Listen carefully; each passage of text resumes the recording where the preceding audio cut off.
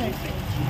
তো আমি এতটুকু বুঝতেই পারিনি রাত্রিবেলা একটু হাঁটা ভালো হয়নি, সারপ্রাইজ আমার বলে এটা বলে বেরোলো মিষ্টি এনেছিল। তো বললো যে স্টেশনে গিয়ে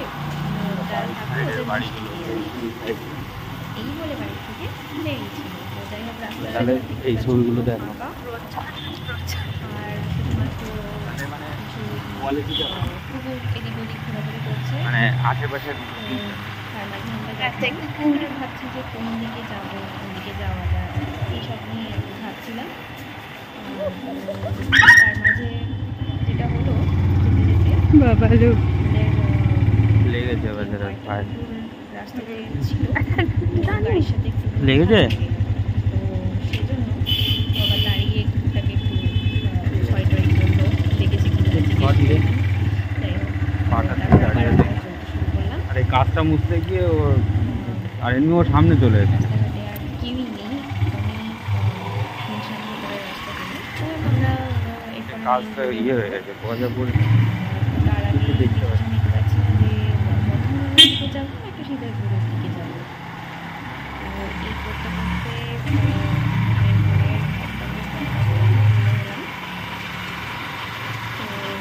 এখনও অবধি কিন্তু আমি প্রস্তুতি বুঝতে পারছিলাম না যে সারপ্রাইজ দিতে চলেছে।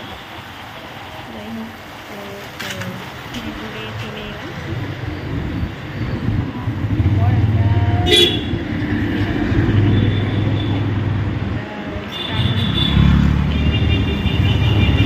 দিকেই যায় চৌমাথার দিকে।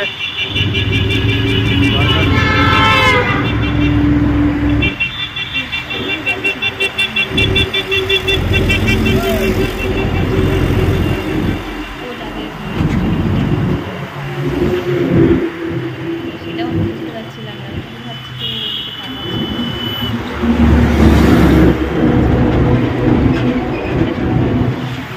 এই জায়গায় কেউ নেই লোক, আমি বলি যে এখানে কেউ থাকে না। তুমি সোজা দেখো শুয়ে আছে।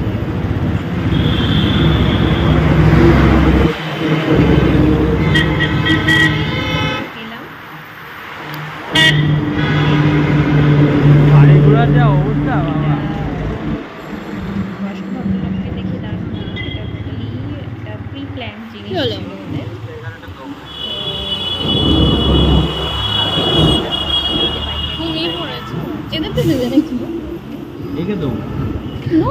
এখানে আমি বুঝতে পারলাম যে নিশ্চয়ই কিছু ব্যাপার আছে।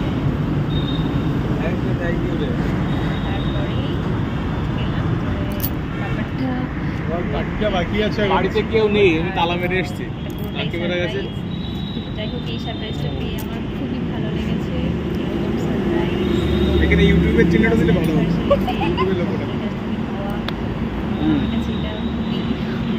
হাই হ্যালো তো কিছু বলো, তুমি বলো। আরে তাকাও তো।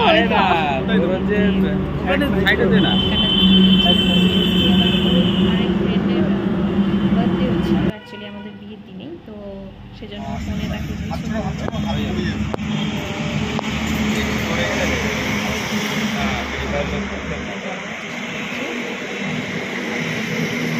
মেন রোডের ধারে তো তো কিছুতেই ওটা ছিল না। তারপর আমরা কাটলাম। এ ভাই হাস কি হলো?